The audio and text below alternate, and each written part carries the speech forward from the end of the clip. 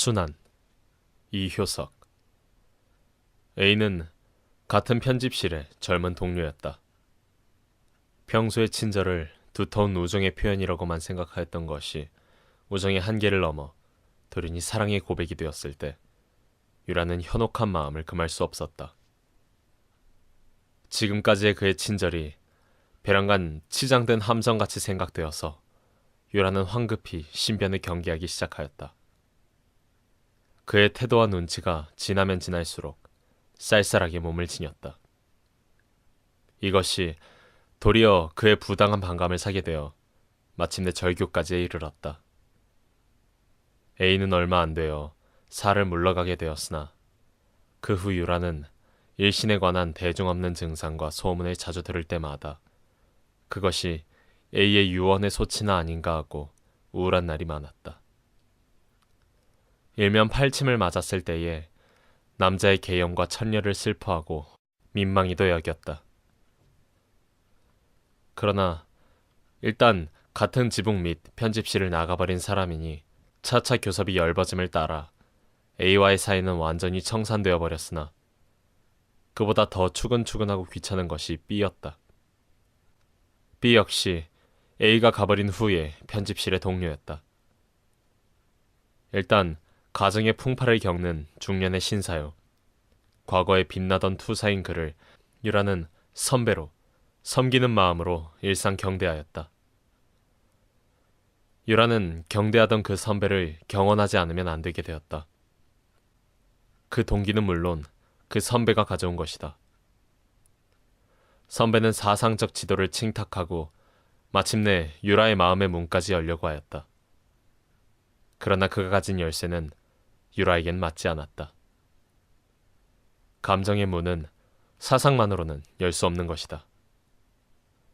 사랑의 감정은 눈으로부터 드는 것이니 유라의 눈을 정복하기 전에는 구슬보다 더 아름다운 지혜를 가지고 와도 할 일 없는 것이다. 지도의 호의를 유라는 도리어 귀찮게 여기게 되었다.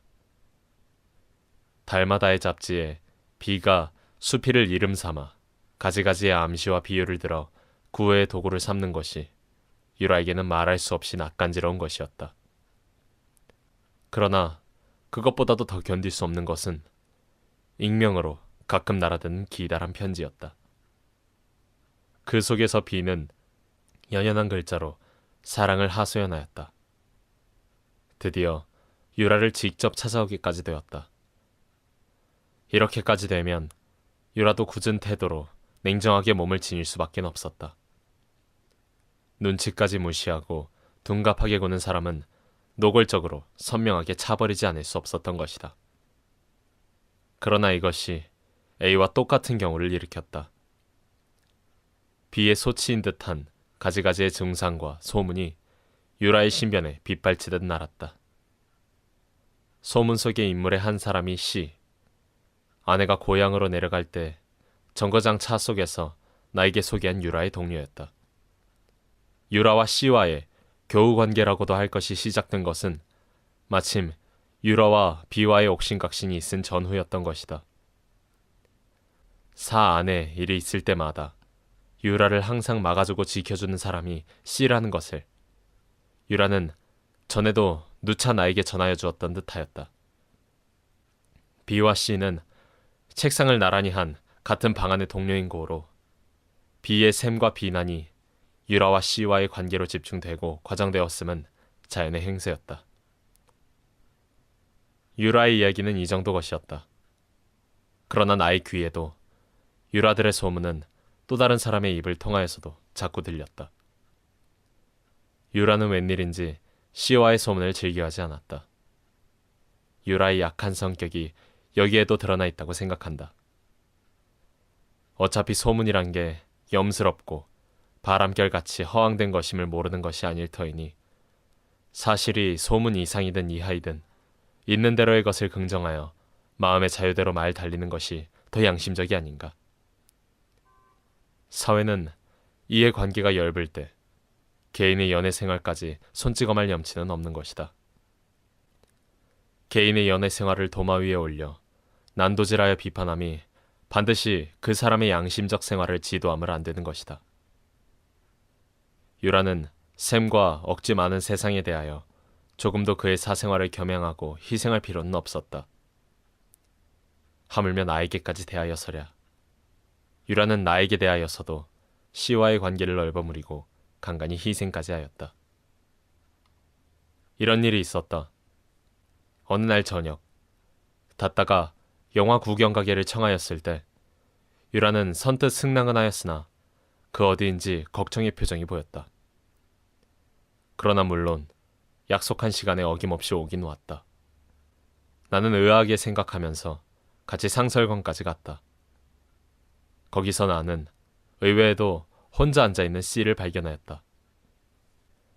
유라도 C를 돌연히 발견한 듯한 표정을 가졌던지 안 가졌던지까지는 살피지 못하였으나 세 사람의 사이는 확실히 한참 동안 어색하였다. 생각컨대 나의 청을 들었을 때의 유라의 걱정스럽던 표정은 C와의 약속을 생각한 결과인 듯하였다. 그러나 먼저 C와의 약속을 한 것이라면 나의 청을 시원히 차버리면 그만이 아닌가. 나와 어깨를 나란히 하여 거리를 걸어가 약속한 C를 목적지에서 거북스럽게 만나는 것보다는 도리어 나의 약속을 거절하고 시원히 처음부터 C와 같이 가서 몇 시간을 즐기는 것이 정당하지 않은가. 나에게 겸손하여 도리어 생활의 중요한 부분을 말살할 필요가 있었던가. 나는 그러한 경우에 유라의 심중을 이해할 수 없다. 이때뿐이 아니었다. 수시로 거리를 거닐 때나 차점을 찾을 때에는 별것으로 하고 무용 발표회를 구경 갔을 때난 작가들의 원고 전람회인지를 보러 갔을 때에도 일껏 같이 가기는 하였으나 유라의 태도에는 서먹서먹하고 거북스러운 것이 있었다. 하루는 밤 늦도록 거리를 거닐다가 백화점에 들렀다. 유라의 권고도 있었고 하여 넥타이를 사려는 것이었다. 수요뿐이지 변변한 넥타이는 하나도 가지지 못하였던 것이다. 제가 골라드리지요 하고 유라는 넓은 넥타이의 폭포 속에서 손쉽게 하나를 골라냈다. 검은 빛깔에 붉은 줄이 은은히 섞인 사치하면서도 결코 속되지 않은 몸에 조화되고 취미에 맞는 넥타이였다. 멜수록 몸에 어울리고 마음에 들었다. 카페에서는 안목 높은 여급이 썩이라는 형용사를 써서 기품 있는 색조를 칭찬하였다. 그런 소리를 들을수록 나는 훌륭한 감각과 세련된 안식에 탐복하지 않을 수 없었다. 나는 유라의 세련된 취미의 일부분을 빌어 내 몸을 치장한 셈이었다. 유라와 같이 거리를 거닐 때의 경우도 그렇게 설명할 수 있지 않을까. 유라는 거리에서 나의 몸을 치장하는 넥타이의 구실을 한 셈이라고 적어도 나는 생각한다.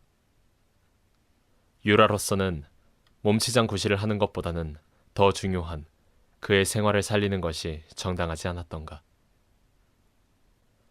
허황된 소문을 극도로 싫어한 탓이었다면 하필 C와의 소문만을 특히 경계할 필요가 있었던가.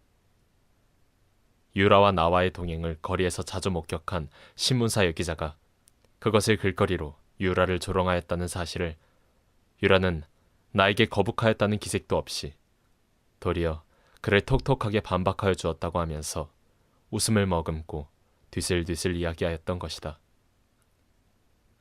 어느 날 유라가 내게 와서 저녁 고기를 도마 위에 난도질할 때 나의 동무가 찾아왔다. 소문이 나려면 그때와 같이 공교로운 기회는 없었으나 유라 자신은 그것을 그다지 걱정하는 눈치도 보이지 않았으나 무슨 까닭인지를 알 수 없다. 유라는 본말을 거꾸로 하고 줄기와 가지를 분간하지 못하였다고 밖에는 볼 수 없다. C와의 탈로를 걱정하면 할수록 일은 더 틀어지고 생각지 않은 곳으로 야단스럽게 빗나가 버렸다. B의 과장된 셈과 행동으로 말미암아 드디어 이 관계를 중심으로 하고 한 폭의 의외의 사건이 일어났다. 유라를 심중에 두고 있는 또 한 사람이 있으니 D였다. 운동의 전선에서 완전히 탈락한 후 하는 일 없이 거리로 돌아다니며 기적적으로 살아가는 사나이였다. 거리에 소문을 전하고 가십을 만드는 것이 일일까? 과거의 동무들은 그를 이용하려고 하는 외에는 대개 위험시하고 멀리하였다. 표면으로는 그 역시 지도를 핑계 삼아 유라의 신변을 그림자와도 같이 항상 굼실굼실 싸고 돌았다. 비와도 물론 과거의 동무는 동무였으나 혼자 마음속으로는 유라를 둘러싼 사랑의 적수인 까닭에 유라에게 대한 비의 책동을 은근히 질시하며 그것의 기회로 비를 함정에 빠칠 날을 기다리고 있었다. 때마침 한 사람의 동지가 나타났으니 이였다.